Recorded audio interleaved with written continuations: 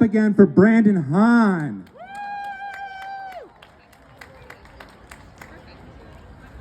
All right. Hannah Ritchie is our first speaker today. Hannah Ritchie is from Clarkston, Michigan, where she lives with her mom, dad, and younger brother. Both Hannah and her younger brother, Jacob, have autism and anxiety, but this has not stopped them from living full lives, in part due to the many supports in place for them and their family. Hannah is a strong advocate. Let's welcome Hannah.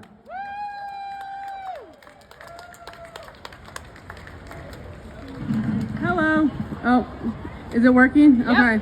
This is my mom, by the way. Hello, my name is Hannah, and I am excited and honored to be here today. I have autism and anxiety. My younger brother, Jacob, also has autism and anxiety. First, I just want to thank each and every one of you for being here.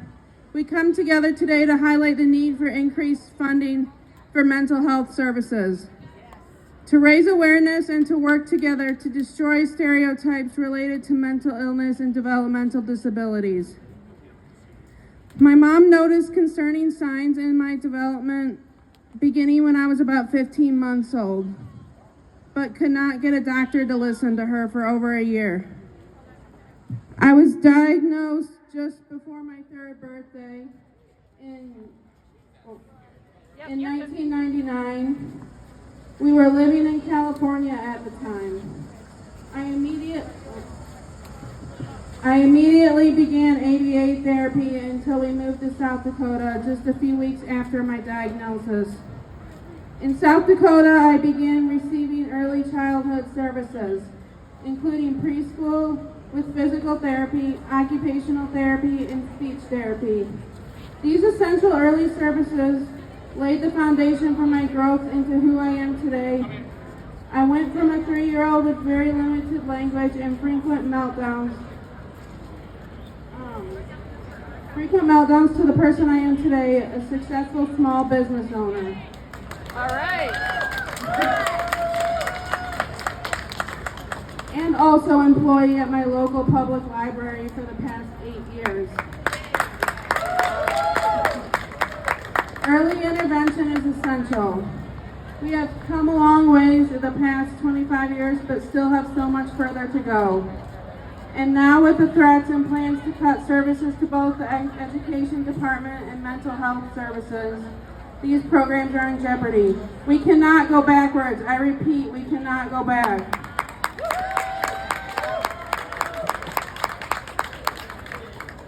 My brother and I have both benefited from services and supports through Easter Seals More. Since we moved to Michigan back in 2004, we have both grown and learned many new things as we worked with our direct care staff.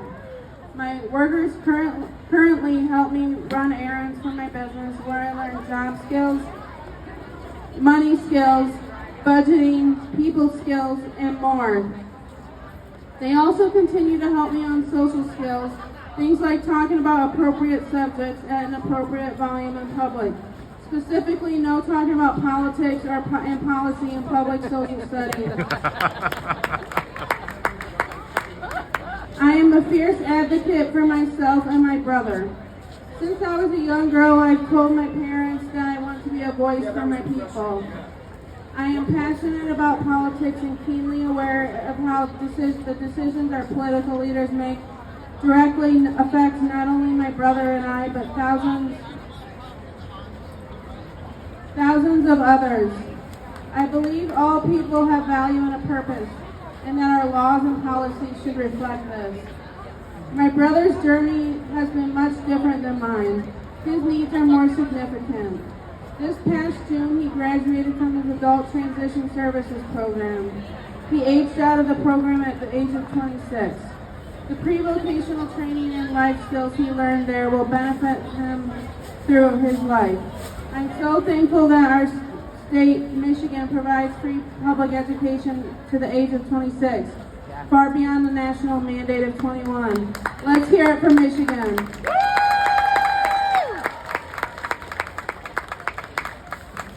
But again, with all the proposed cuts to public education, I fear special education services are at great risk. We cannot go backwards. We cannot go back.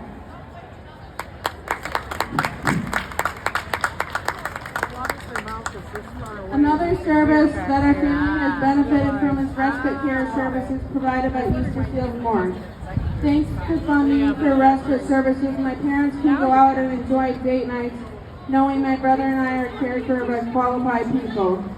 Some of our caregivers and respite care providers have become like family throughout the years. Respite care services are essential and provide my parents with much needed breaks so they can continue to be our primary caregivers. At this time, even though we are adults, both my brother and I choose to live at home. Respite care services can help make this possible for our family.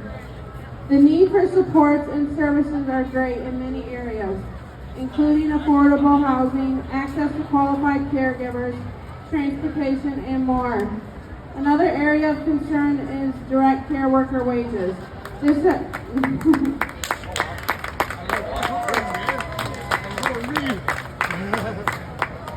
has improved some, but we still have a long ways to go.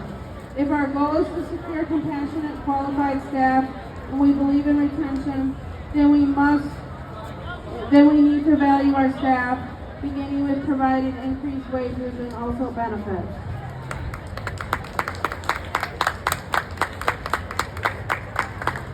This will communicate to society that caring for individuals with developmental disabilities and mental health challenges is an important role and respected profession.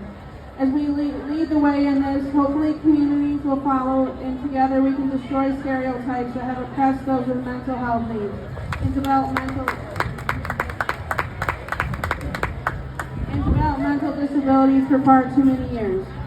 Yes, my brother and I have autism. Our autism makes us who we are. We are not sick. We do not need a cure. We are not part of an epidemic. But what we do need is support and understanding programs to help us live our best lives.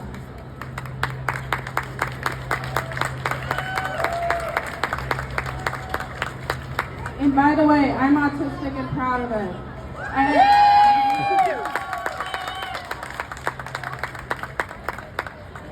I have 2 jobs, contribute to society, love deeply, plan to live semi-independently, and I do pay taxes.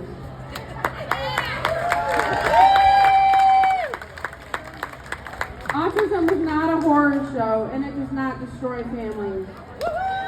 Yeah. When I was a young girl around the age of 5, I would introduce myself by saying, "I'm Hannah, I have awesome," referring to my autism. My parents never corrected me, but fully embraced this description. So much so that they just published a book with the title, "I Have Awesome." My brother and I do have awesome. We are awesome, and so are each of you. Thank you for being here today for this opportunity to share my story.